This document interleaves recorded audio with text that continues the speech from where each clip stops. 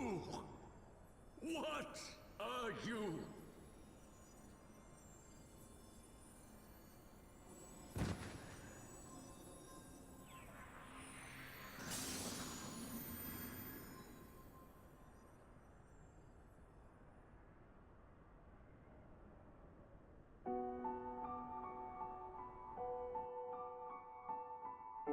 Hello everyone, Ethys here.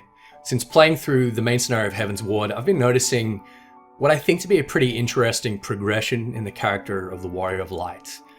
And now that I think most of us are on the same level, having finished the story for ourselves, it'd be a good time to start talking about where we're at without worrying too much about spoilers.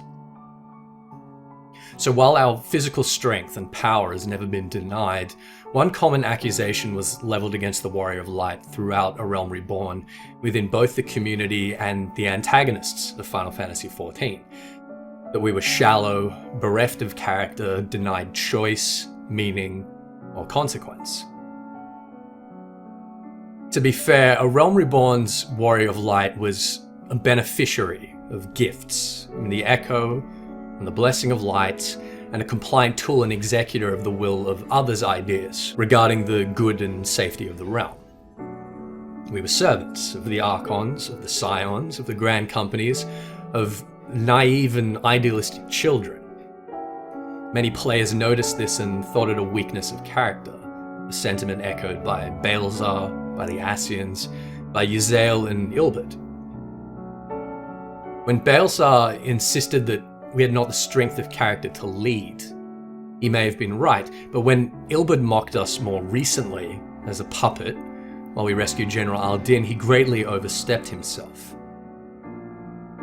Given that this apparently shallow narrative was at least self-conscious, some of us saw it for what it was, a potential.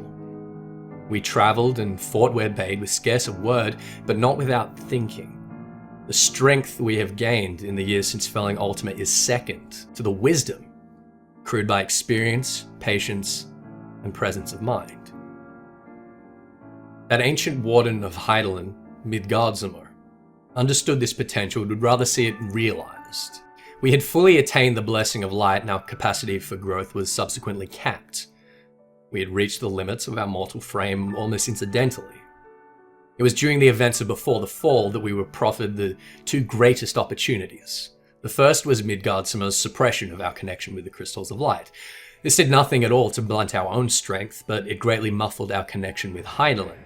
And it was Nabriale's underestimation of the power we hold even without her assistance that led to his undoing. Midgardsormr built walls for us to climb. Where before there was no higher peak for our essence to scale, now our numinal strength had the chance to redouble. He lifted the blessing out of our reach to a height that had previously not existed for us to aspire to. This new height is even offered to us in a clear mechanical metaphor, a new level cap. Midgardsormr challenged us to master our own destiny, and this was the first opportunity. The second was the loss of that institution we had serviced, the Scions. It came at a time by which our wisdom had long begun to surpass theirs, a time by which we had been better suited to lead men and to follow them. With the humility that Alphinaud's fall had gifted him, and with the absence of the other Scions to look to, our voice was that which needed to resound. Suddenly, we have dialogue options. What was once presumed of us is now formulated through our consultation, where once decisions would have been made on our behalf, we are now looked to make the best decisions for everyone. The major players of the Heavensward epic defer to us at nearly every turn, conceding to wisdom which they had not before appreciated. We transcend all cultural and political barriers, uniting men and women from all walks of life that they might realize their own potential, that they might be steered true.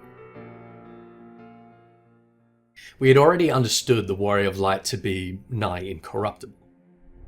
But the story of Heavensward is, for the protagonist, a story of ascension, of overcoming the human and everything that plagues it, ambition, hunger, fear and doubt, while distilling its virtues and joys into a perfect and immovable form.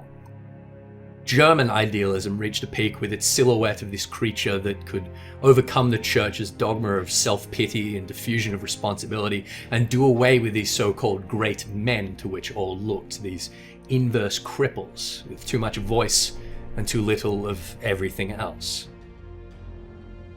The Warrior of Light is the ultimate creative impulse, a celebration of the world of Hydaelyn, who refuses to turn from it and towards the otherworldly or divine.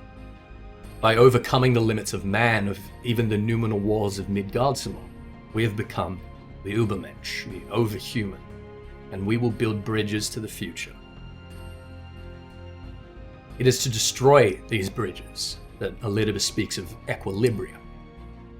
We are transcending the chaos and entropy that the Ascians would see the world dipping towards perfect nihilism.